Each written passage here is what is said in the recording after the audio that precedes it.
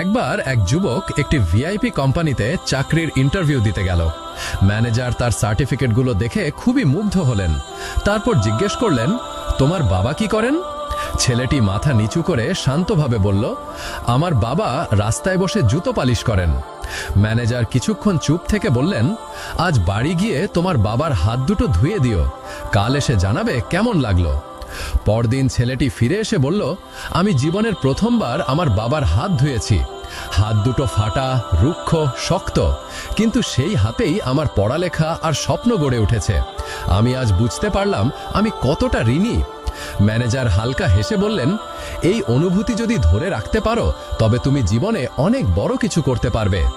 শিক্ষা, পরিবারের ত্যাগ আর শ্রমকে কখনো ছোট করে দেখা উচিত নয়। সেগুলোই আমাদের জীবনের সবচেয়ে বড় শক্তি। Subscribe for more